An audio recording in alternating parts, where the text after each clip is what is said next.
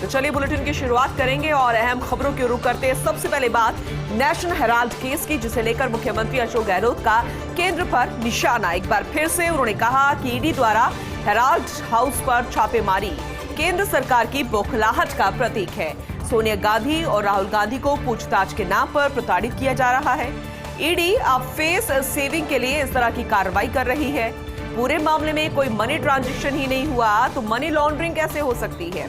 ED ने जुलाई 2015 में इस केस को बंद कर दिया था। केंद्र सरकार ने उस समय जांच अधिकारी का तबादला कर दिया। अब नए अधिकारियों पर दबाव डाला और बदले की भावना से कार्रवाई शुरू की।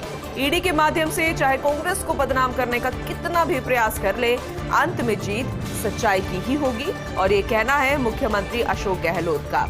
दरअसल लगातार ईडी को लेकर पूरी कांग्रेस देश भर में कार्रवाई कर रही है, यानी कि अपने प्रदर्शन के जरिए ये बता रही है कि जो ईडी कार्रवाई कर रही है वो बेहद गलत है, लेकिन हम जब प्रदर्शन करते हैं, हम सड़कों पर आते हैं, हमें ये सब करने से रोका जा रहा है। क्या सड़कों पर आना ये गलत है?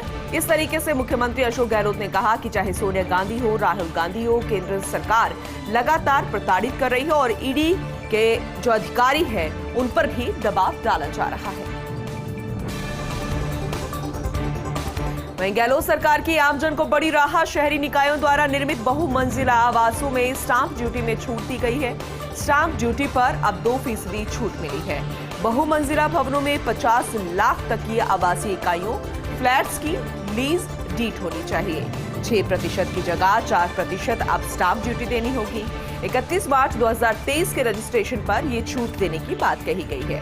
उधर कलेक्टर स्टाम्प को ज्यादा स्टाम्प ड्यूटी के रिफंड के लिए पावर दे दी गई। संयुक्त सचिव नम्रता वृष्णि ने इस फाइल पर अनुमोदन किया है और वाकई में ये बेहद राहत देने वाली खबर है।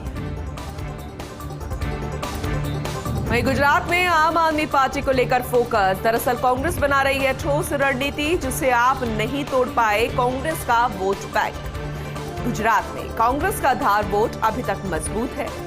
भले ही सत्ता में आए कांग्रेस को सालों बीत गए हों, लेकिन इसके बाद ट्राइबल, दलित, कोली, क्षत्रिय, मुस्लिम और ओबीसी का एक हिस्सा जो है वो मिलता आया है हमेशा कांग्रेस को। गुजरात में दलित वोट करीब 7% है। दूसरी ओर मुस्लिम वोटों की संख्या में भी बढ़ोतरी हुई है। गुजरात में ओबीसी वोटर्स करीब 50% हैं। बीते महीनों में आपने कांग्रेस से इस वोट बैंक को टारगेट किया था और यही कारण है कि कांग्रेस अब अलग अलग रणनीति पर काम कर रही है। सीएम गहलोत के गुजरात दौरे में इस रणनीति को आगे बढ़ाया जाएगा, क्योंकि पंजाब जीतने के बाद आप जो है वो पूरी तरीके से सक्रिय है आने वाले चुनावों वाले राज्य में। तो अब गुजरात का उसने रुख किया है, लेकिन अब ये फोकस किया जा रहा है आप पार्टी पर, ताकि वो कांग्रेस के वोट बैंक को ना तोड़ सके। निजी कंपनी पर परिवहन विभाग के अधिकारी मेहरबान है। दरअसल ऑटोमेटिक ड्राइविंग ट्रैक संभाल रही है निजी कंपनी। परिवहन मंत्री ब्रजेंद्र ओला ने इसे लेकर कड़ी नाराजगी जताई है। परिवहन मंत्री ओला को ऑटोमेटिक ट्रैक मिली थी, पर गड़बड़ियों की शिकायतें मिली थी कि ऑटोमेटिक ट्रैक पर कई गड़बड़ियों की शिकायतें सामने आ रही है। इसके बाद उन्होंने परिवहन आयुक्त को जांच कराने के निर्देश दिए। परिवहन आयुक्त ने जांच के लिए कमेटी भी बनाई, लेकिन ये कमेटी साबित हुई महज खानापूर थी। कमेटी को 15 दिन में रिपोर्ट देनी थी, लेकिन 20 दिन निकलने के बाद भी कमेटी का काम अभी तक पूरा नहीं हुआ। परिवहन मंत्री ने इस लापरवाही पर आज कड़ी नाराजगी जताई है और जल्द ही रिपोर्ट लेने के लिए अधिकारियों को सख्त निर्देश दिए गए।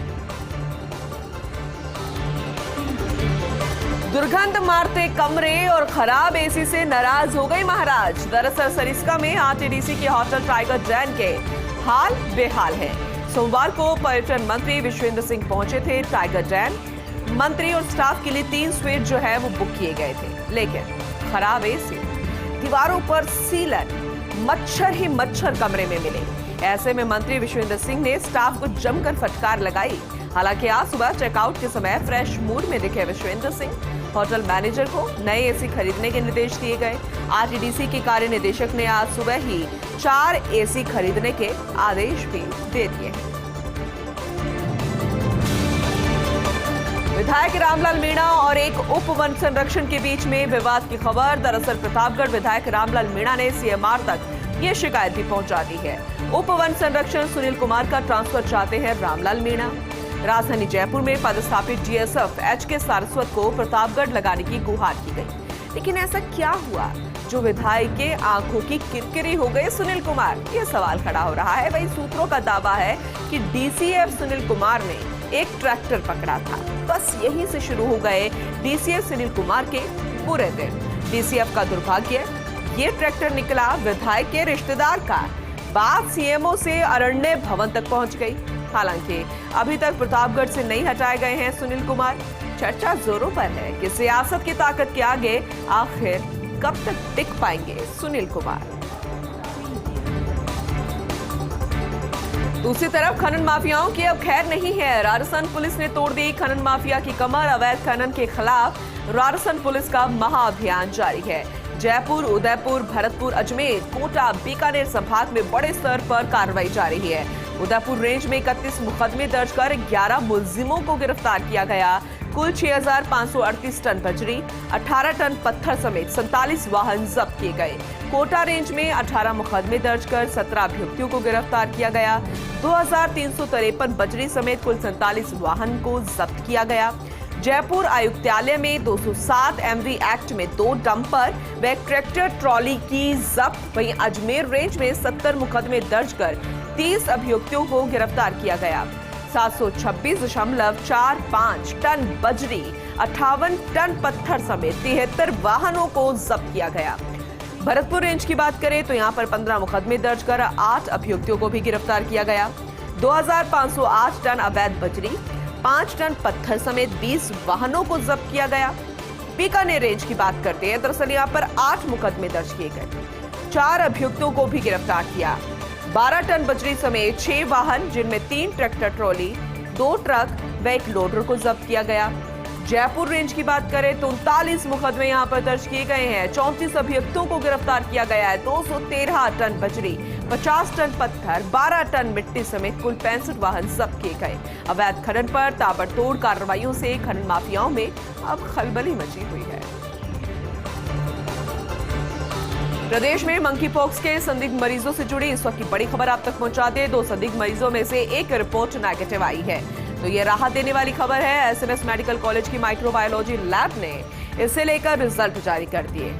एनआईवी पुणे से कंफर्मेशन लेने के बाद ये रिजल्ट जारी किए गए हैं, ताकि लोग जो है वो बहुत ज्यादा ना डरे, बस अवेयर रहने की जरूरत है। लेकिन इस बीच एक अन्य मरीज के सैंपल की जांच प्रक्रियाधीन है, यानी कि अभी प्रोसेस में चल रही है। माइक्रोबायोलॉजी विभाग की एचओडी डॉक्टर भारती मल्होत्रा ने इस बारे में जानकारी दी और देर शाम तक दूसरे मरीज के सैंपल की भी जांच कर रिपोर्ट को जारी किया जाएगा।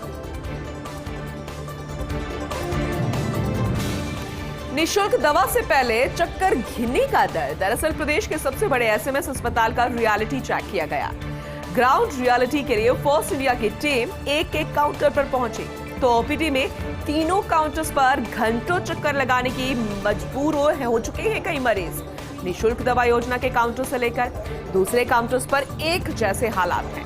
सबसे बड़ी पीड़ा तो ये है कि घंटों इंतजार के बाद जब काउंटर पर नंबर आता है तो फिर पर्ची, जन आधार कार्ड की फोटोकॉपी के बहाने मरीजों को रवाना कर दिया जाता है। कई मरीजों को तो शाम तक इंतजार करना पड़ता है, फिर अगले दिन आने का जवाब दे दिया जाता है। अस्पताल के जिम्मेदार भी अव्यवस्था से वाकिफ हैं, लेकिन सुधार के लिए बस सिर्फ दावे ही दावे किए जा रहे हैं। तो निःशुल्क दवा से पहले चक्कर घिन्नी का दर्द है। ओपीडी में तीनों काउंटर्स पर फर्स्ट इंडिया ने रियलिटी चेक किया, उसके बाद ये लापरवाही की तस्वीर सामने आई।